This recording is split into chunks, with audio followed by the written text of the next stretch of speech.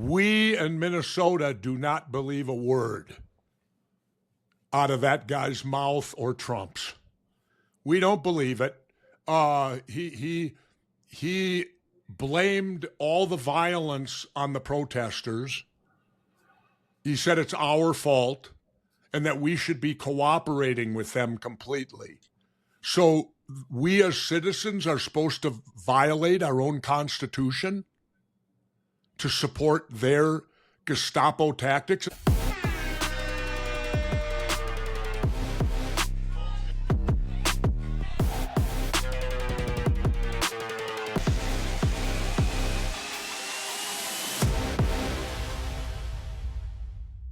Welcome to Independent Americans. Welcome to a very big episode 433. I'm your host, Paul Rieckhoff, and I'm coming to you from New York City, USA. It is Wednesday, February 4th. It is hump day. It is still Super Bowl week. Last night was the Pro Bowl, and the weather here in New York is a little bit steamier, a balmy 35 degrees or so. And I told you every day I'm going to pick a different musical artist to introduce my kids to.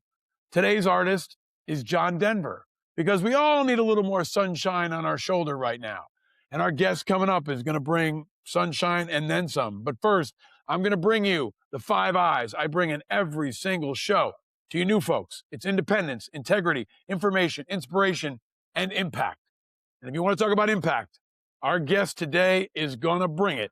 The OG of independent veterans, the former independent governor of Minnesota, Jesse the Body Ventura, is exclusively in a national conversation with me, an extended conversation, and he is not holding back.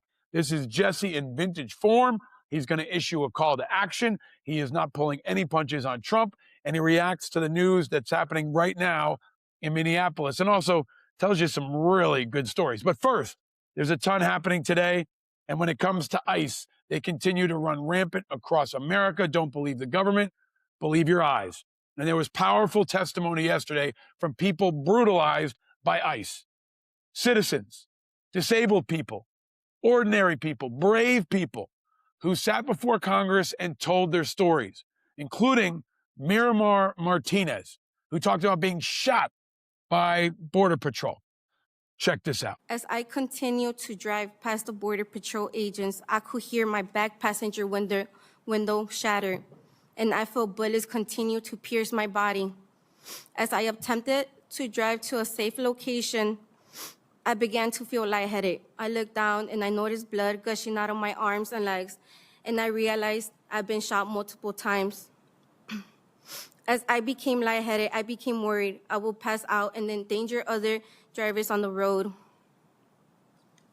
I managed to drive a mile from where the incident happened, and I pulled into a parking lot of a mechanic shop, and I called 911.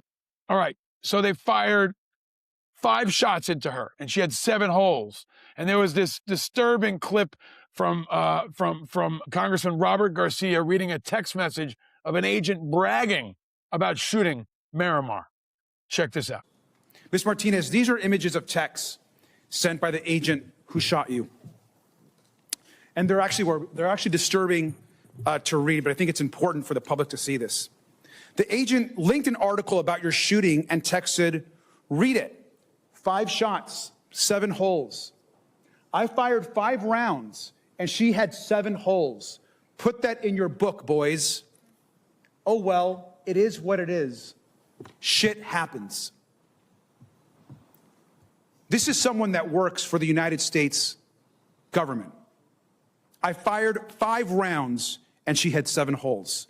Now, he was talking about you, and it's our understanding that he was actually bragging about his aim shooting an unarmed American citizen. Is that right? Correct. I'm so sorry, Ms. Martinez. DHS has allowed the agent who shot you to remove evidence and to potentially destroy it. Is that correct? Correct. They're fucking animals. This is absolutely unacceptable. And yesterday we heard testimony after testimony. Unacceptable, unlawful, unconstitutional, un-American, and so far unaccountable behavior.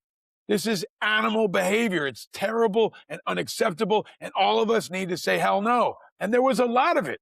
Let me continue to make your blood boil. This will get you ready for when Jesse comes in. But I want you to hear testimony from another person, a disabled person who was on her way to a traumatic brain injury center. This powerful testimony from Leah Rahman, who maybe gave some of the most riveting testimony of the day. Check this out. My name is Aliyah Rahman, and I am a resident of South Minneapolis. I'm a Bangladeshi American, born in northern Wisconsin, and I'm a disabled person with autism and a traumatic brain injury. Not all autistic brains do this, but mine fixates on sounds, numbers, and patterns. And while what the world saw happen to me exactly 3 weeks ago today on video was a terrible violation, it is still nothing compared to the horrific practices I saw inside the Whipple Center. So I am here today with a duty to the people who have not had the privilege of coming home, and I offer this data because these practices must end now. So she had a brain injury. She was disabled. She was on her way to get treatment, and she was telling them that. And they still treated her like this. And it was not the end. There was much more, including the brave brothers of Renee Good. Brent Ganger shared some thoughts and shared part of his eulogy and bravely spoke out in honor of the legacy of his sister, Renee Good. Check this out. And I'd like to share some thoughts from the eulogy that I gave on my sister's behalf this past Saturday. When I think of Renee, I think of dandelions and sunlight. Dandelions don't ask permission to grow. They push through cracks in the sidewalk, through hard soil, through places where you don't expect beauty, and suddenly there they are, bright, alive. Unapologetically hopeful. That was Renee. And sunlight, warm, steady, life-giving, because when she walked in a room, things felt lighter, even on cloudy days. Now, here's what you need to know. Most of all, as we continue to focus on this, because it is the top topic, it is rampaging across our democracy. If they can do it to these people, if they can do it to Alex Preddy, if they can do it to Liam, little 5-year-old Liam, they can do it to you.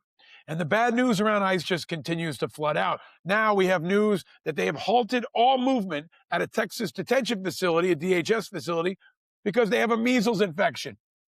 What do you know? Don't inoculate people for measles, and now we have measles infections. I don't think they assumed that it would start at a DHS facility, but here we are. A disease that we had eradicated has now appeared at one of their for-profit jails that look like a concentration camp. And I want to underscore that we are watching, more and more people are watching, and the world is watching, and the world is outraged. Check this out. I don't want them here. These are not good people, and we need to learn to stop kowtowing to the Trump administration. ICE, in particular, today has become the symbol of the type of police that we do not want, and we do not want here. Hundreds of protesters were opposing and speaking out against ICE in Milan, Italy, because if they couldn't possibly think about how to make things worse, if sending in Tom Homan wasn't bad enough, if sending in J.D. Vance isn't bad enough, they want to send ICE agents, and they have sent ICE agents to the Olympics in Italy because they want to totally disgrace even more Americans by sending these thugs into another country. Well, the Italians are saying hell no. They're blowing whistles. They stood on the Grand Arch in the piazza, and they expressed their horror in the fact that ICE is coming to their city. And they are speaking out and saying hell no. Don't believe the government, believe your eyes, and believe the resistance that's happening now worldwide. We must defund and disband ICE, because if you're not angry, you're not paying attention. And every day, more and more by the day, ICE is ripping our country and the world now apart.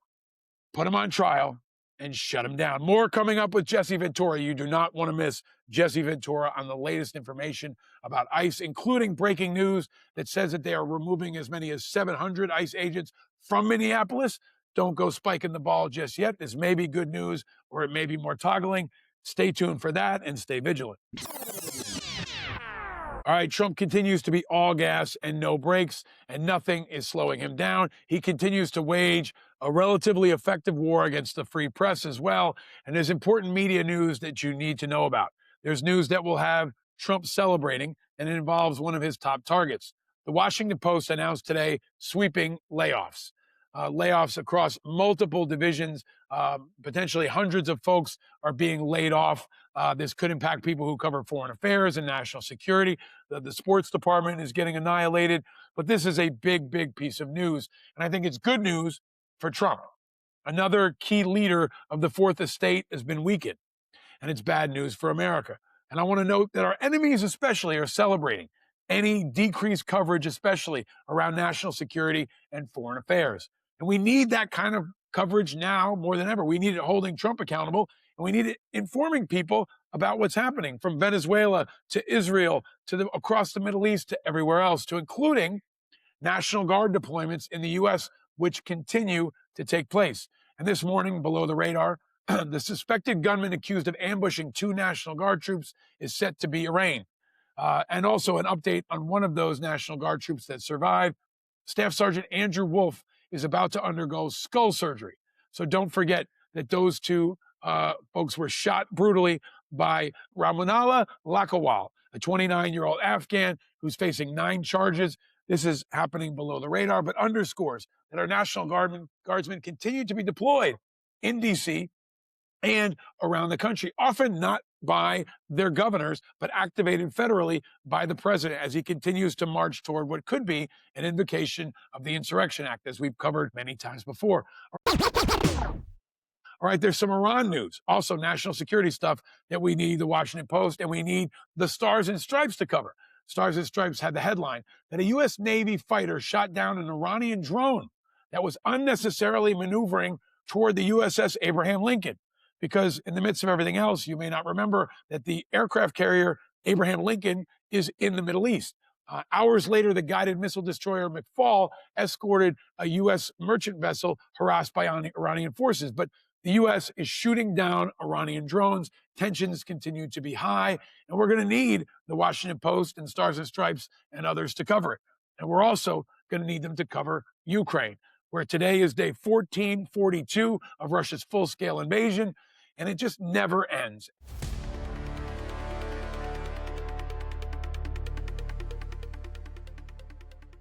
Every night they continue to be hit, they continue to be frozen by Putin's brutality, and we have to continue to stay focused on Ukraine, and we need reporters who do that. There was a Washington Post reporter who put out that she was actually fired from Ukraine. She was in Ukraine covering this when she was fired. We're going to need her and other voices more than ever.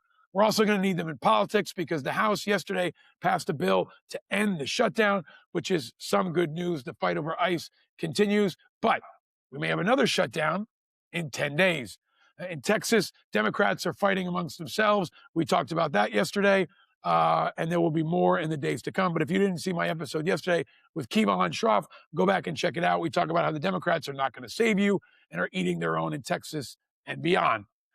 All right, also, let's talk about independent candidates. We talked yesterday about how the Democrats are continuing to drive away more and more Americans. Of course, we've talked about the Republicans. But then there are the independents, and we are the people's champion. We are not moving the needle. We are the needle, and there's no better example than Jesse Ventura coming up. And yesterday, I had a great Zoom conversation with John Updike of Open Primaries. Many of you joined us, and Todd Achilles, who's running for Senate in Idaho, and Ty Pickens, who's running in Mississippi. More and more independent veterans are stepping up. And after my conversation today with Jesse, there's going to be even more. Remember, he won over 2 decades ago. He won in 1996, right? That was a time when folks said independents couldn't win either. And he won. And many more can win. And we have the man coming up to talk to you about how he did it and what he wants to do next. He is not checking out of politics. And he has a lot of breaking news on this show that you're going to want to hear about. All right, in culture, let's talk about something nice. Penny the Doberman Pinscher won the Westminster Dog Show. Yes, the 4-year-old beauty was crowned Best in Show last night in New York. She had a perfect stance and an arched neck. There were over 2,500 dogs and 212 breeds. And I think a Doberman is the appropriate type of dog to think about because Jesse Ventura's about to go Doberman on Trump and ICE and much more. All right, finally, sports. If you haven't heard, James Harden has a new team again. Yes, James Harden is going to another team. The Clippers have traded him to the Cavs for Darius Garland. Darius Garland is a great young player. He's about 26 years old. And Harden's going to a fifth team after being in Oklahoma City, Houston, Brooklyn, Philly, and he was in LA, and now he's going to another team. That's what the NBA is like nowadays, folks. He wants a title. He's going to the Cavs. That's bad news for my Knicks, but I still feel confident about our chances. The NFL Pro Bowl was last night, and I picked it right. The NFC won. It was a flag football game, and it was kind of fun. Antoine Winfield and George Pickens led the NFC, and a great offensive lineman named Garrett Bowles, playing his first Pro Bowl, caught a pass from Shedeur Sanders, and the big guys got a touchdown. We're going to talk with Jesse about football. He's going to tell you which Hall of Fame athlete he played against in high school. All right, and finally, LeBron James is expecting to stay with the Lakers at least through the end of the season. We'll see where he goes after that. I don't think he's going to be done. And one thing is for sure, the man you're about to hear from is far from done. It is hump day, and if there was ever a person we needed to get us over the hump, it's the great and powerful Jesse Ventura. If you don't know him, if you're young, if maybe you're older and you haven't heard from him in a while, get ready, because he is the original independent veteran. He is one of the most important independent Americans, and he is bringing the thunder to help us get through this Wednesday. So let's fucking go, people. It's time for us all to stay vigilant.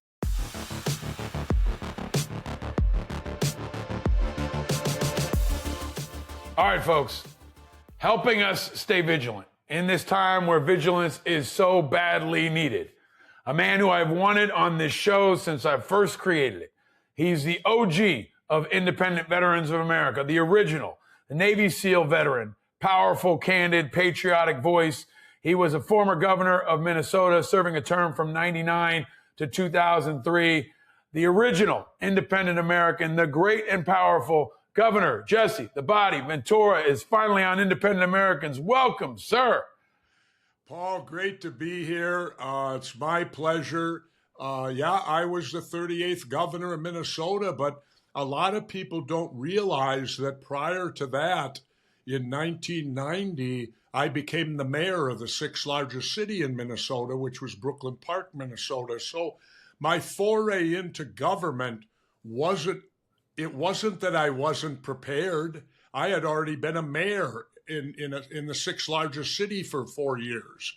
In fact, I had as much experience as my opponent, Norm Coleman, did, except he happened to be mayor of St. Paul, a little bit bigger, but not, still the same problems as a first-ring suburb. So I was a mayor first, and then I won, of course, and became governor.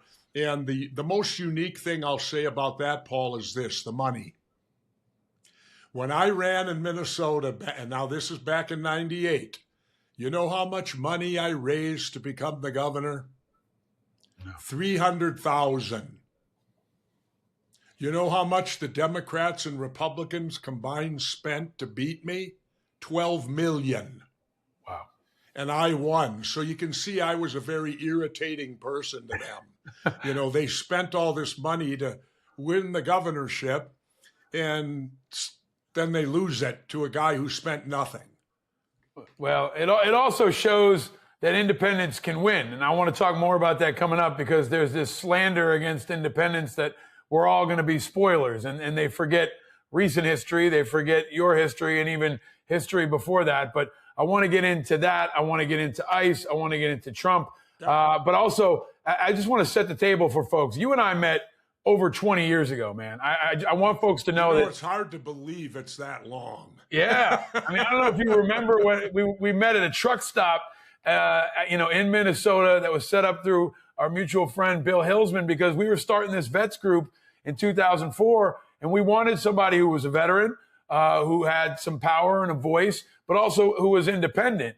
And, that led us to you. And when we first met, man, I remember you came in the back door. I think you had a gun in your waistband and your motorcycle.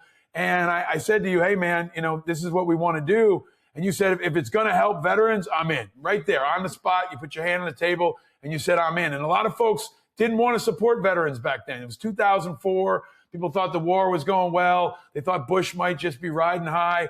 But you were the first guy of any notoriety to step up and support us. And I want folks to know that. And I want you to know how much I always appreciate that. Well, it's because of my experience. You know, we go back a few generations, and I'm a Vietnam veteran. And the thing I like to tell people is we weren't welcomed home. You know, there weren't any parades for us. There weren't people out there patting us on the back saying, thank you for your service. In fact, we got the opposite. We were turned into the villains. We were the ones that went over and fought this war in Vietnam. And today, when I look at it in hindsight, we were the villains. You know, my view is today we were on the wrong side, personally.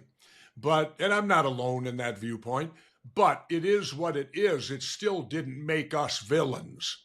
We were the military. You're asked to do what you're supposed to do by your people in charge, and you do not have, unless it's a morally illegal order, you do not have the right to not obey them.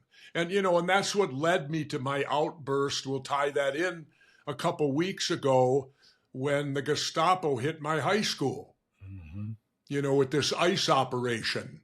It hit Minneapolis Roosevelt High School. That's where I graduated in 1969, and I was angry. And so I called out the draft-dodging coward, and we know who he is. I want to go deeper on that for sure and let you run with the ball. Let me ask you a question I ask all our guests, because I think a lot of folks are really excited to hear from you, especially after that speech you gave outside of your high school. I think this is a moment where people need to hear from Jesse Ventura. A new generation needs to hear your voice probably for the first time. But a very basic question: where are you and how are you? You haven't been out in front in a while, and I know you've been, you know, keeping yourself out of the news. But how are you now in this last couple of weeks, where it's all kind of bust open again, and you're really fighting for the community you grew up in?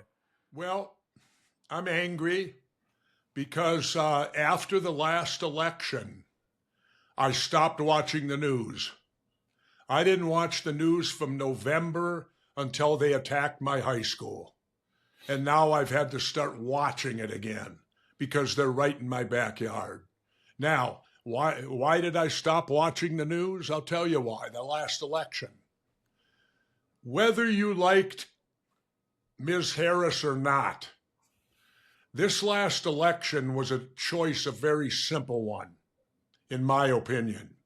You had the choice between the Constitution and the criminal. And this country chose the criminal. And now they're all appalled at what's happening. What would you expect a criminal to do when he gets in there? He's going to hire other criminals to work with him. They all will be an ilk together, a big group. You put a criminal at the top of America, a convicted felon. And you know who's to blame for all this? Mitch McConnell. Why? Because I don't know about you, Paul, but I'm still not over January 6th. That was treason. All of the people should have been arrested and put in prison all the way to Trump, because he and Giuliani and all them orchestrated the whole thing. And he tried to violate the Constitution, win the election the way he did with violence and everything else. And now, and I've heard this, you know, all the people he pardoned for January 6th, I hear they're the most ones that are part of the ICE. That they're the ICE people now. They did do the Capitol, and now they've turned them loose on all our cities. Because isn't the behavior pretty much the same? What you saw happen January 6th at the Capitol and to what you're seeing on the streets of Minneapolis? And by the way, let me throw in there, I did shed some tears the other day. Tears of joy. I got to see Springsteen perform the streets of Minneapolis, the very first performance in the history. He released it Wednesday, and on Friday he sang it in front of us at First Avenue in Minneapolis, Prince's Palace. The boss came there along with Morella, one of the greatest guitar players on the planet. And you know what else I found out? They marched with the marchers when it was over. Yeah, you were going to join me on Friday, but you had a good reason to miss it because you were with Springsteen, you were at Morello, and it was also a fundraiser for the family of Renee Good and for Alex Preddy. And I'm glad you talk about January 6th because it's part of what they're trying to whitewash. And now it's kind of come full circle where the insurrectionists and the folks who violated the Constitution and broke the laws are now trying to flip the table and call people like Renee Good an insurrectionist, to call Alex Preddy a domestic terrorist. You are a master of language, and you've been, nobody cuts the promo like Jesse does, right? And you've been able to communicate so effectively to the world. And this is a moment where the world is looking for alternative voices to Donald Trump. Can you talk about how they are flipping the table here? You know, this, I don't know what the wrestling move would be, but this is a total turnaround where now the criminals are trying to criminalize journalism and criminalize protest and criminalize recording people. Can you talk about and take on that broadcast that's now coming from the White House where the insurrectionists are calling patriots insurrectionists? Yeah, give me this guy, this czar, as they call him, they give him this title of czar. Well, first of all, I said to myself and the public, I said, what in the hell is a czar in America? That's some sort of Russian term, isn't it? Yeah. Yeah, but he's our czar. What makes him a border czar? What, he has some knowledge no one else has? Makes him above all of us? He's going to come in and fix it all with a magic wand? You know, and the thing that works me up and gets me going is that they sit and he basically blamed us for the deaths today. And he said if we would follow them, well, excuse me, if I'd have been in that room, I would have said to him, you're telling us that we're not following immigration laws when you're not following the Constitution. So you're telling me, in your opinion, immigration laws are higher than the Constitution? We're supposed to follow immigration laws and violate the Constitution to follow those laws.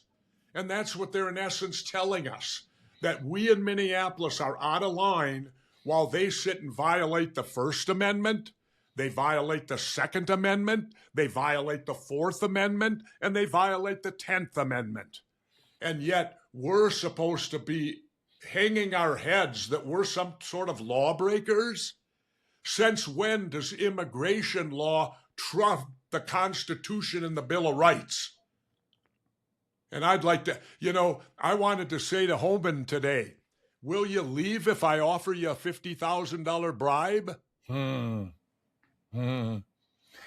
me know that story, don't you, Paul? Go. Yeah, I do. Well, I do. I mean, this guy got caught in a sting operation accepting a $50,000 bribe and then was pardoned. That's the story I've heard. Now, am I wrong? Yeah, I mean, the corruption with these guys is so widespread, it's almost hard to keep track. And why would you expect anything different? You put a criminal in the White House, he's going to surround himself with more criminals. So in a way, I'm telling America, you know what? You're getting what you deserve. You chose this guy over the Constitution. And you know who else is to blame a little bit? This is going to be controversial. Women. Explain why, Jesse. Why do you think that? Why? Because the last election, like it or not, they had the opportunity to elect the first woman president, and they dropped the ball. The nominee was a woman, and they didn't elect her. They listened to their husbands. They listened to the men. We've screwed it up for hundreds of years. wouldn't it be about time for a woman? That's how I viewed it. And yet the women of America had the opportunity to elect the first woman president, and they failed. Yeah, I think a lot of people failed to understand the truth here on this one, Jesse. Women. And I know you shouldn't vote for that reason, Paul. You shouldn't just say, well, I'm voting for the woman because I want a woman. But the better her than him. Yeah, I think that's the truth in that for sure. Let me ask you this, Jesse. I'm looking, I think you're at your place in Minnesota. I see an old action figure over your shoulder. I think of yourself. I think I see a Californication poster behind you, which I give you credit on that because it was a great freaking show. But let me ask you, because you've been around for a long time, you've been in these different worlds. Have you ever met Trump? Have you ever met him in person? Did you guys ever tangle in any way over the years, decades before? Are you kidding me? Donald Trump flew to Minnesota in his plane when I won in '98. And we were interested in him because at that time we were the Independence Party who aligned with the Reform Party. We were looking for candidates. And here's Trump, multimillionaire, possible presidential. He had the opportunity to establish a third party right there. And that's why, he flew all the way to Minnesota to meet with me. There's pictures of me and him shaking hands, being friendly. I get them in the mail. You know what I do with them? Throw them right. I don't sign them. I put them right in the shredder today. So everybody out there, don't send me a picture of me and Trump to autograph because it's going to go in the shredder. Guaranteed. That's where it's going. But no. And then what he did, he copied my election, took my playbook totally. Except the difference was I took on the Democrats and Republicans at the same time. What he did, and he was successful, so I can't argue with him. It worked. He first conquered the Republicans. And the moment he conquered the Republicans, then he went after the Democrats and thus became the president. So he did them not all at once like I did it in one election. He did it to cover a couple of years to build up. He set the table for himself by stealing the Republican Party. I mean, can you imagine? This is the party of Abraham Lincoln. Does anyone here really believe that if Honest Abe could be alive today, that he would be part of the Republican Party today? Does anyone believe that at all? If you do, you're in fantasy land. Yes, Jesse, let me ask you to go, wait, you've stood across from some formidable foes, some of the most intimidating humans on the planet, And I in the ring. intimidate them. Well, yeah, yes. And when you met him, if you could go back in your mind's eye, what did you think of him when you stood across from him? Who, Trump? Yeah. Well, he's friendly. He's a fun guy to be with. The best story is this. I had dinner with him in New York City, and I don't remember who his current squeeze was. Mm-hmm. This is a couple of decades ago. I don't know. It wasn't Melania. So it was a squeeze before that. I can't tell you which one. I first met him at a boxing thing. And then, but the fun one was out in New York. I had dinner with him. It was Trump, whoever his squeeze was, right, at the time, me, and who do you think the fourth was at the table? I have no idea. A classic. Woody Harrelson. Woody talked about it, and he said he kept excusing himself from the table to go around the corner and smoke a joint. He couldn't take it otherwise. And I remember Woody did get up about 3 or 4 times and disappeared through the course of the evening. And he admitted later that he went around back and smoked a joint and came back. I just wish he'd offered it to me. I could have got through it easier. Did Trump smoke the joint? Did Trump smoke? No. No, Donald, me and his squeeze were left at the table. Woody just disappeared. And I didn't know why at the time, but Woody talked about it years later. And he said he was speaking of, he couldn't take it, he said. He had to get stoned. Did you think could you have ever imagined that he would become president of the United States? Yeah. Yeah. Yeah. Because here, this country is always susceptible to a good con job. Oh, yeah. We go hook, line, and sinker for somebody like him who's a complete con man. I mean, look at every business he's ran. Do you want to know what I'm ticked off about, Paul? Yes, definitely. He's in the Wrestling Hall of Fame. Ah. Now you're smiling, but I'm angry over that. I'm angry for you. Very angry. And here's why. I have friends that are not in the Hall of Fame. One in particular, Olympian Ken Patera. This, at one time considered possibly the strongest man in the world, competed in the Olympics, had a tremendous pro wrestling career afterward. Well, guess what? He's not in the Hall of Fame, and Trump is. And do you know how you get in the Hall of Fame? No. You do like what I had to do. Do you know what I did one time? True story. I wrestled 63 consecutive nights in a row. Wow. Without a day off. And there's people that would destroy that. There's guys that did more than that. But that's how you get in the Hall of Fame. Think about that. I wrestled 63 consecutive nights in a row. And that includes, this is in the territory days. That was driving to and from the town.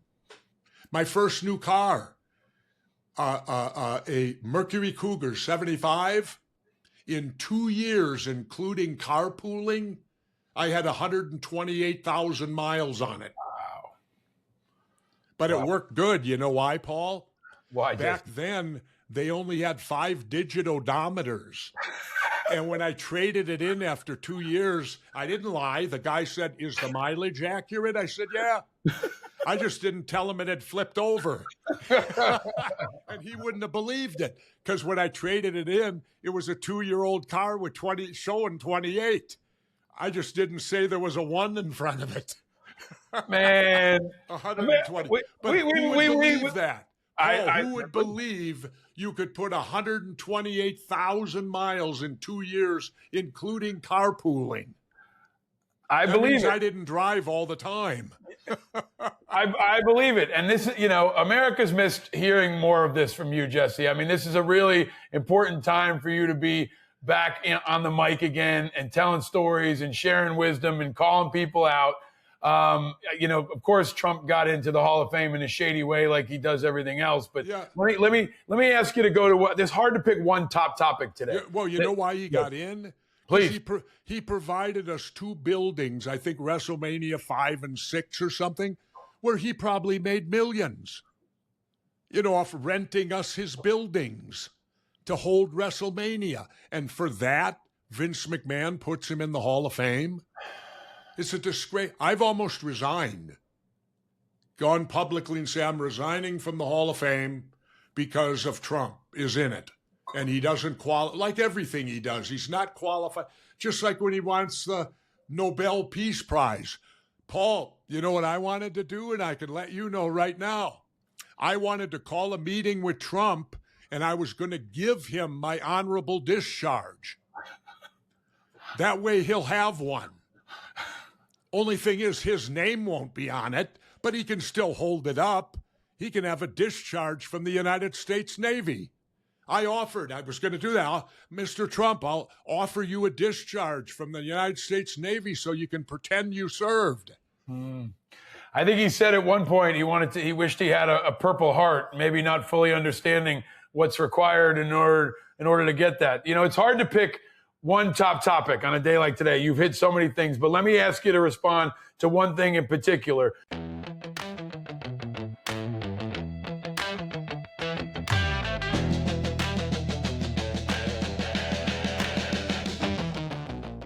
There's news today that ICE is saying and the czar is saying that they're pulling 700 agents out of Minnesota.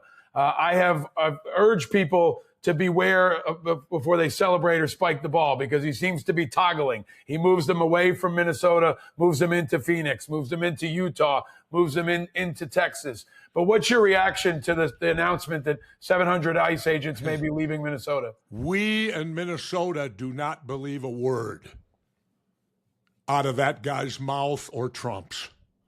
We don't believe it. He blamed all the violence on the protesters. He said it's our fault and that we should be cooperating with them completely. So we as citizens are supposed to violate our own Constitution to support their Gestapo tactics. And by the way, I'm going to use the term Gestapo. You know why I think I've earned it, Paul? I didn't fight the Germans, but I am half German. But my parents did. My mother and father are buried at Fort Snelling in Minneapolis right now. And how many people can say their mom is a World War II veteran? I can. And to this level, my mom served in North Africa against Rommel, the Desert Fox. She was with a MASH unit. She was injured and sent back to the States. They wouldn't allow her to return to her unit. She tried to go back, but they wouldn't. They said, no, you got to stay here now. But my mom, that's why in her late years, every night, my mom would watch the news, and on 10:30 at night in Minneapolis, what would come on? Reruns of MASH. My mom never missed those because I think they were very close. MASH was the Korean conflict, but that's only 5 years from World War II. And so my mother, this is why I think I can say Gestapo, because my mom was full German. She fought against her own country where she came from. With the United States of America, she was a lieutenant in North Africa, a nurse. Now I'll end with her, and let's go to my dad. My dad had 6 bronze battle stars in World War II. He was with the 899th Tank Destroyer Division under General Patton. He fought North Africa, Normandy, Battle of the Bulge, Remagen Bridge, Anzio, and Berlin, and lived. Wow. And lived. And I can assure you today, Paul, that if my parents were alive and they saw what ICE is doing in their hometown of Minneapolis today, I am sure that my parents would call that the Gestapo. That's why and you see I'm getting serious. That's why I have every right, in my opinion, to call Trump's ICE the Gestapo. Let me ask this. Do you know, has anyone in the Trump family ever served? I'm glad you asked. Anyone. I'm glad you asked. Not to my knowledge. And I would also underscore that Barron is of age right now. His son could serve if he wants to bring troops into Venezuela or Cuba or any other number of places. His son is of age, and there is a rise of, I think, a new generation of chicken hawks that haven't had families of service and honor like your family. But the chicken hawks are back, Jesse. Oh, yeah. You know what I've always said? You know how you got to vote to go to war, supposedly? I've always said we should pass a law that when Congress votes to go to war, someone in their immediate family has to begin immediate military service. If they vote yes to go to war, then someone in their family, because I'm sick and tired of the Vietnam stuff, where not one elected official had a kid over there, or you got Donald Trump and his old man Fred. You know, the other day they came out with his medical report. You hear that, where they said he's healthier than Obama? Really? I would have said, well, what happened to the bone spurs? I mean, you had bone spurs that kept you from military service. They don't just disappear magically. You have to have them removed. I'd like to know, when did you have them removed? Because you've never missed a golf game. And yet you couldn't go to boot camp. Jesse, can I ask you, this is a really important issue that we've talked about on this show, the power of veterans in particular to push back on things that are authoritarian, that are manipulations of our military, to be able to call their tactics authoritarian, to be able to push back on ICE, which is acting like a Gestapo. But let me ask you about what I think continues to loom overhead, which is Trump has threatened to invoke the Insurrection Act. He's threatened to send the 11th Airborne Corps from Alaska into Minneapolis. He may not do it now, but he's always threatened to use it. It was recently endorsed as a possibility by the Freedom Caucus. Do you think he's going to invoke the Insurrection Act? And can you explain to people why you think that would be especially dangerous? Well, first of all, let's take that part. It's especially dangerous because the Constitution of the United States says the U.S. military is not to be used against its own people. Plain, simple, cut and dried. Now, he's going to send us into Minnesota. None of this occurred until they came. There was nobody on the streets causing trouble here. There was nobody running around putting families in terror, putting neighborhoods in terror, putting local businesses out of business and all that. None of that occurred until ICE arrived here with 3,500, call them what you will, stormtroopers, the Gestapo, whatever term you want to use.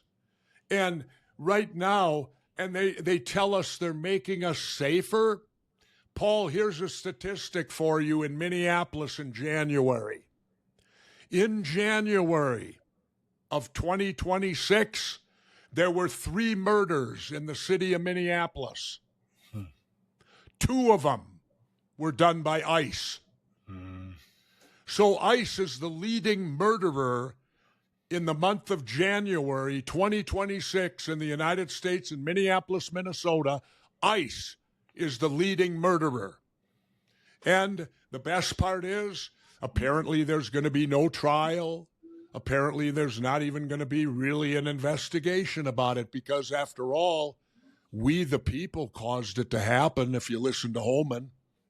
It's our fault that there was violence here because we didn't go along with their immigration laws. Minnesotans felt the Constitution was higher than immigration laws, and we're paying the price for it now because apparently it's not. Apparently immigration laws are higher on the scale than the Constitution and the Bill of Rights. Jesse, let me ask you to go to a section I call below the radar. Every crisis is an opportunity. And one of the opportunities now is that voices are rising up in Minneapolis and across the country. You talked about the energy around Springsteen and Morello and so many other young people, especially, who are pushing back. You got involved in this whole conflict because they came at your high school and these young people pushed back. There's a rise of also independence. We saw last month, there's new statistics, 45% of the country is independent. Republicans are only 27%. Democrats are 20%. They say we're spoilers, but I've said that's slanderous. We got Mayor Yemi Mobilati in Colorado Springs, Mayor Tim Kelly in Chattanooga, and you, right? There's you. You are an example of how independence can win.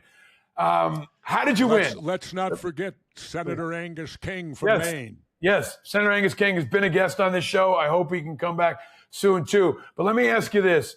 How did you win? And what do you think about the potential in this movement for independence, and especially independent vets, to do what you did? I think, of course, the difficulties, name recognition. I was fortunate. I didn't have to go buy name recognition. I didn't have to tell. Pretty much all of Minnesota knew who Jesse DeBody was. Yeah. So that was a huge advantage, having that name recognition. So here's the deal. What we need to be doing to get independent candidates is to get people with that name recognition. That way you don't have to go buy it. So if we can recruit the right, call them stars, call them whatever, well-known people that you don't have to sit and spend $1 million to let the public know who they are. That's the first obstacle to get over. The second is that you don't have to have a lot of money to win, but you do need to raise enough money to do this. When it comes time to a big election, like statewide, you're talking governor, senator, congressman, anything of that level, you've got to at least raise enough money to do some TV ads. Yep. Because the public don't look at you as being legit unless they see you doing ads on television when it gets to election time. Do you know, we only had $300,000 and we spent it all on TV ads. And you know what ad we got? And I says, here's the ad I want. Sunday afternoon before the Tuesday vote, I said, I want our ad, the last one before the Viking kickoff of the Vikings. Everyone in Minnesota will be watching that opening kickoff Sunday. If we run our ad, and we got it, we were the last ad that went on TV before the Vikings kicked off on Sunday with their game. Whoever they were playing, I don't even remember anymore. Jesse, was that the ad with Jesse the Mind where you were basically naked? No, I think it was special interest guy with the little kids. Don't quote me. Don't quote me. Bill Hilsman did those. Yep. I left those up to Bill. Yep. And Bill did an outstanding job. I don't recall. It could have been the thinker or it could have been the special interest man. I don't remember. Yeah. And a shout out to Bill Hilsman, who made the initial introduction between us and did the first ad we ever did, the opening ad for Operation Truth with Robert Acosta that sent shockwaves, all around. Let me ask you, Jesse, are there any names that what about Woody Harrelson? Do you think he would run? Are there any other folks out there that have expressed interest or that you would want to run? I don't know, Paul, because like I said, I went into hibernation for a year. Yeah. I thought I was done. Excuse my French, but I thought I was done with this shit. I'm 74 now, and but when the Gestapo hit my high school, that was too much for me to take. I said, my God, I can't let them do this. I can't let them get away with this. And so I guess I'm back in it full time. I don't know yet. I've threatened to run for governor again. I gotta ask you because I think now we will see that you're throwing out. The flare is up. People are gonna be. I hope they answer the call. I've been issuing a call. I don't have to do it till June. June's when you file. So I can disrupt all I want all the way till June, and then June's when you got to pay the money and put your name on the line. But there's also some interesting options, and that is this. Klobuchar wants to run, the senator. Yep. Well, hypothetically, Democrat, if she came back here, run and won, well, then she gets to name her replacement in Washington to fill out the remainder of 2 years of her Senate term. Paul, you've been in the military, so I will give this to you from a military aspect, which is what I did to her. I said, in war, you always make sure before you do anything that your backyard is secure. That is the most first and utmost thing you have to do if you go to war, is ensure the integrity of your backyard. I can honestly say I think Minnesota's backyard now is secure. We're united. He picked the wrong state to mess with, and he's going to find that out. Now, using the analogy, Paul, once you've secured the backyard, now it's time to go into the enemy's territory. Now it's time to wreak havoc a little bit with him, or whatever you deem to call them. Time for something to happen in their backyard and put them on the defensive. Time to hit them.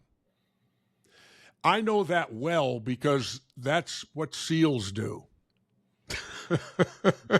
Yep. Our job is to go get them in their backyard, at least in the era of Vietnam. I won't speak today, but in our era of jungle warfare, SEALs' jobs were to go way in and cause trouble, hit certain individuals, kidnapping, blah, blah, blah, you name it, right? Well, Minnesota's now at the point where we need to go on the offense, I think. So I floated the idea that maybe we should publicize that in order our battle with Trump, that what if she named me the interim senator? Then for 2 years, Donald Trump would have to face me out in Washington.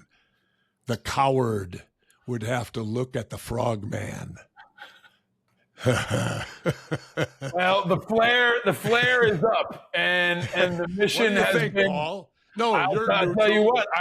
Look. We need disruption, and we've talked a lot about the need for an independent fulcrum in the Senate. We just need one independent veteran who can be a fulcrum on everything from the War Powers Act to Venezuela to potential, insurrection, any number of these things. We need an independent vet. And if we get one independent vet in the Senate, that senator will be the most powerful senator in the Senate, right? I mean, well, tell me it's not sitting here waiting for us. I love it. Hey, I mean, I think there's going to be. That's not a good plan.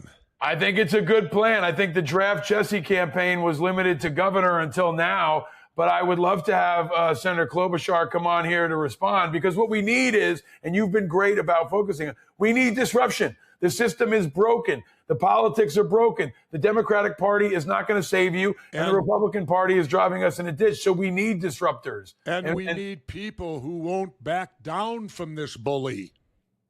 He's a bully, plain and simple. And you know what the end result is, Paul, of a bully? Deep down, bullies are all cowards.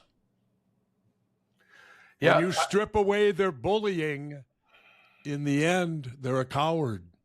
That's why they're a bully, to cover up for the fact that they don't have courage. All right, well, we're going to have to, this is going to go out into the ether, and we're going to see a lot of response. We're going to have to reserve Draft Jesse and get this going. But I do think, look, it's important for people to understand that this moment requires radical disruption. And it requires leadership and values and strength and truth and all of the things that you're talking about. And I think the really exciting part, Jesse, is not just you, frankly, but a new generation that is going to be inspired by your example, because they're coming. And it's time for us to not be passive anymore. Enough of this passive resistance. This guy doesn't understand that. In fact, he views that as weakness. The only strength he knows is to kick his butt. Plain and simple. And right now, to me, he's a hollow house. He's a coward. Well, you know the story about his draft, don't you? I mean, allegedly, I've heard that the family of the doctor said they submitted false X-rays. Have you heard that one? I've heard it now. Well, that's what I've heard. They were some guy that did have bone spurs. Those were submitted as being Trump's feet, and so he got 4F. He didn't have, and you notice he never missed a golf game. Yeah. You'd think if he had these horrible, painful spurs on his feet that would, and I can assure you of this, Paul. What branch were you in? Again, Army. Yep. I can assure you this, Paul. Navy boot camp ain't shit. No, and I'm not doing it to knock. When I went to Navy boot camp, I got out of shape. I was in better shape before I got there. That, you know what I used to do at night? Push-ups.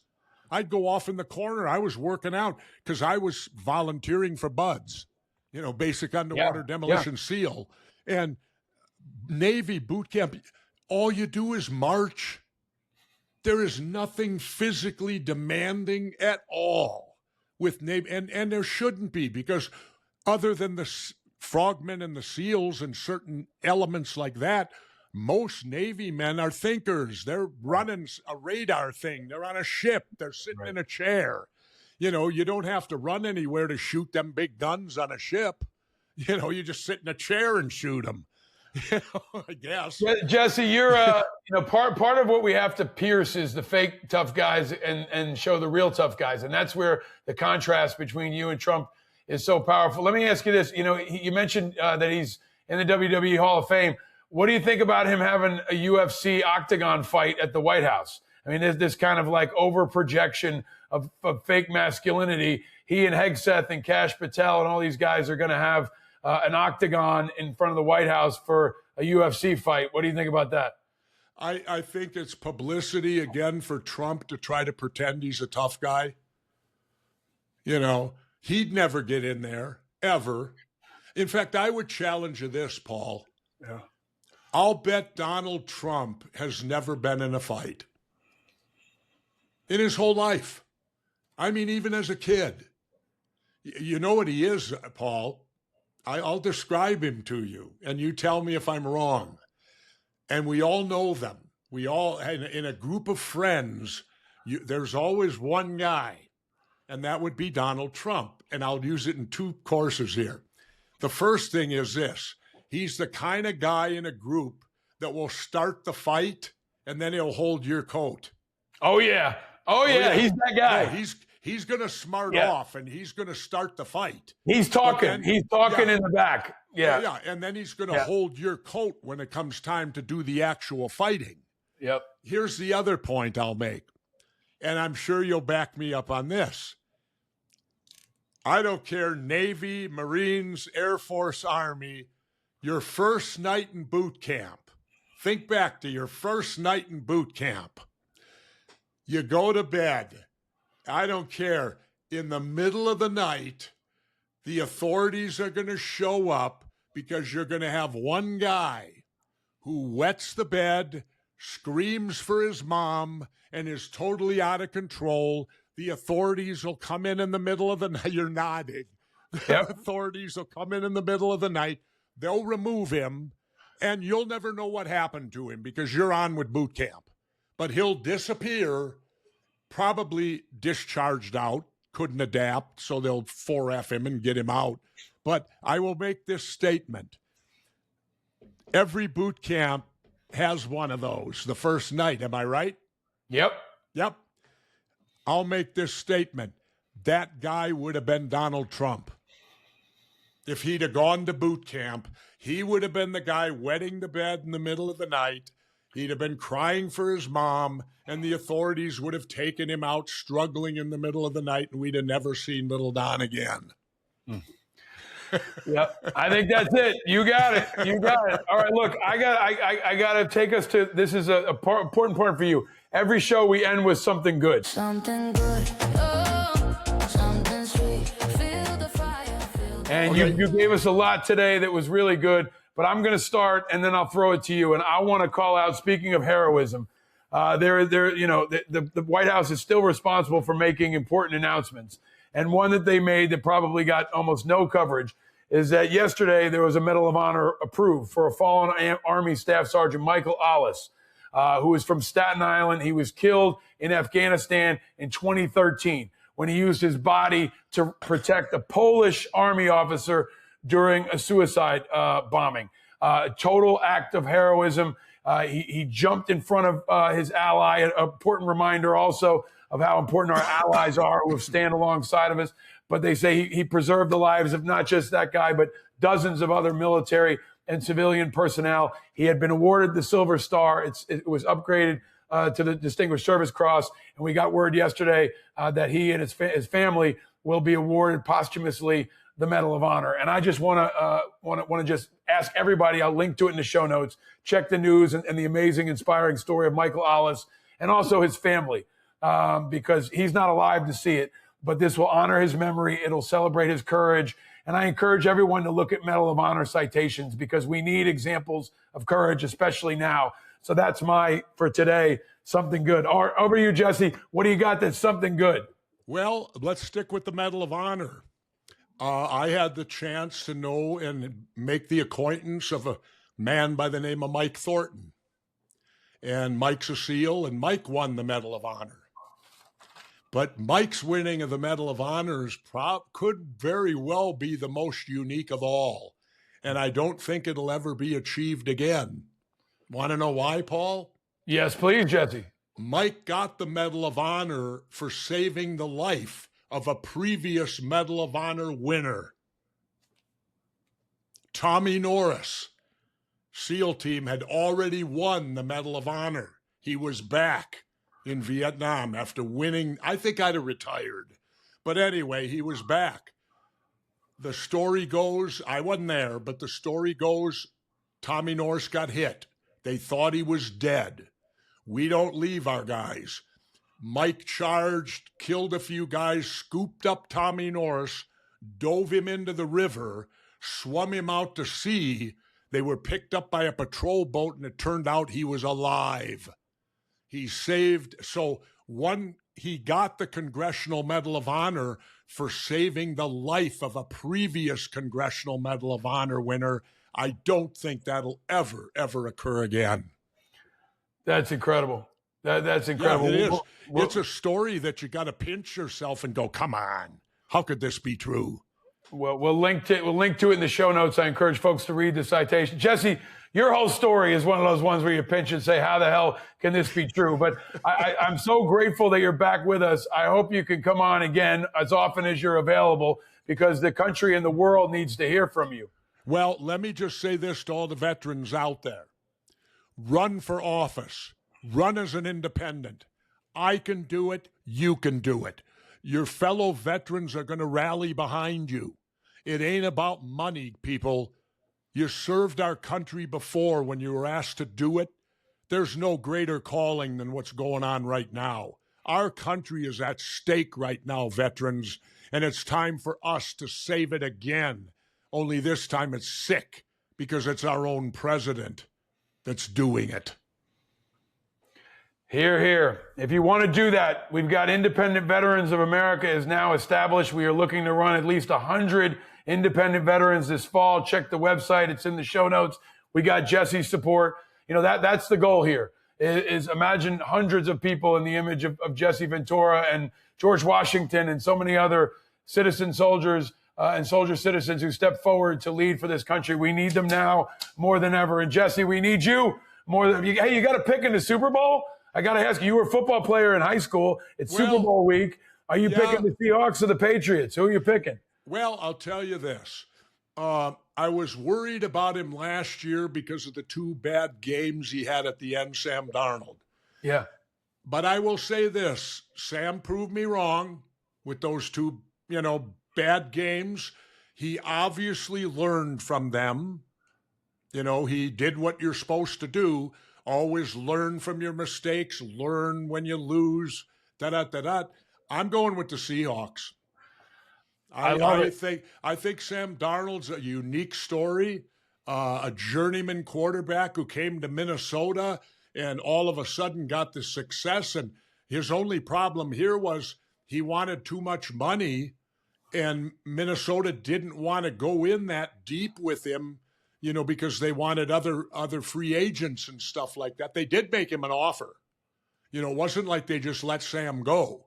They made him an offer, but Seattle wanted him bad.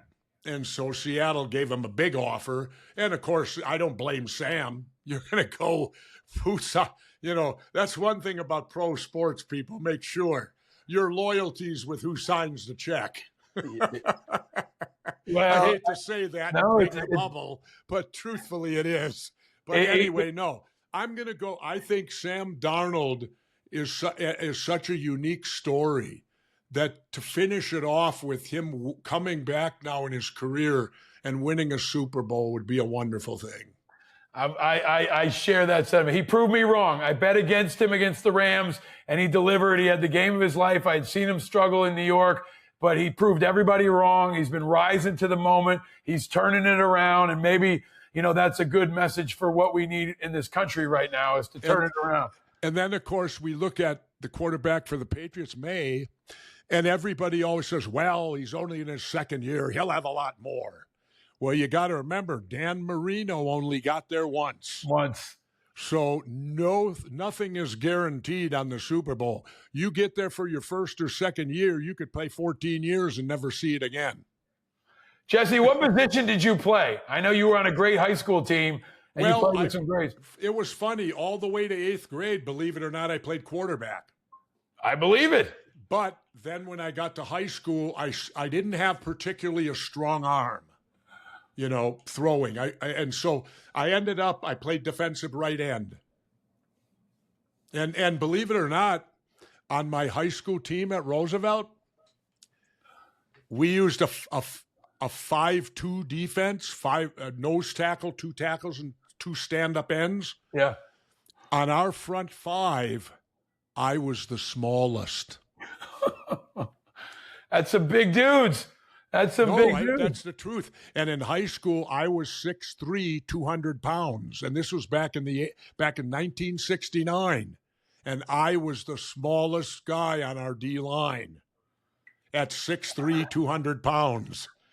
We were pretty good. They didn't have playoffs then. We were the city champions, and we defeated St. Paul Central for the Twin City title.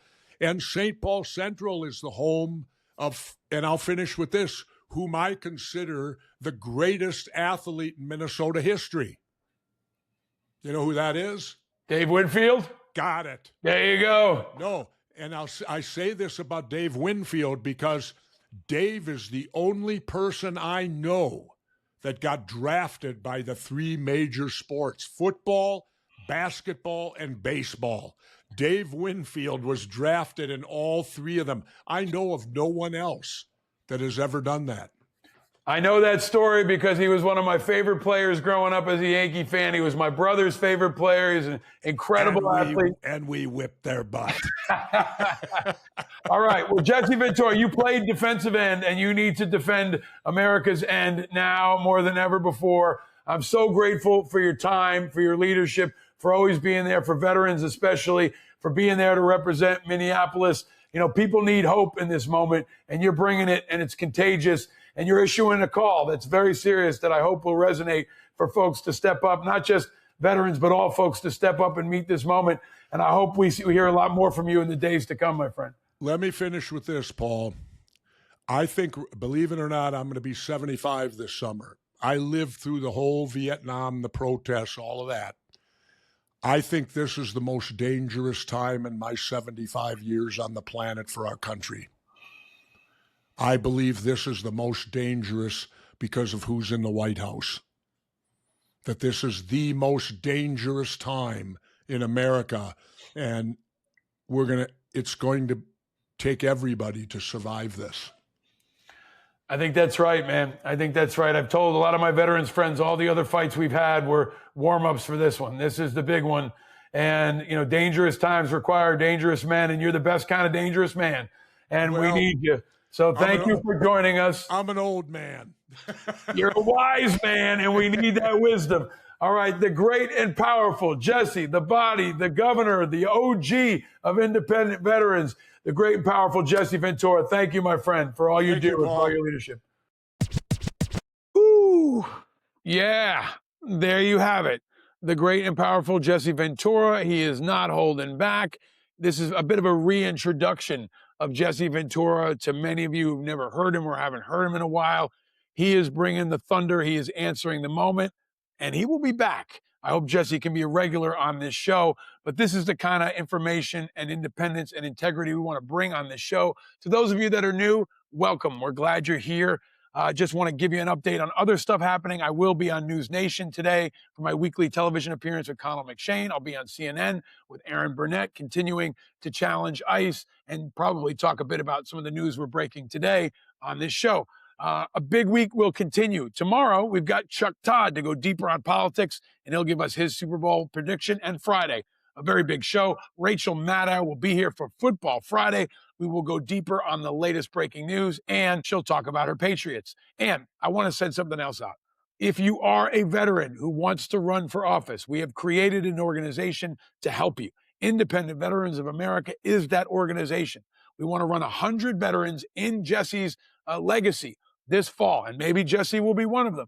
but 100 veterans are our bottom line number. We want to get many more, but we've already got dozens who've reached out. You've heard from many of them on this show. Answer the call. And if you can't run, if you're not an independent veteran, you can share, you can donate, you can spread the word.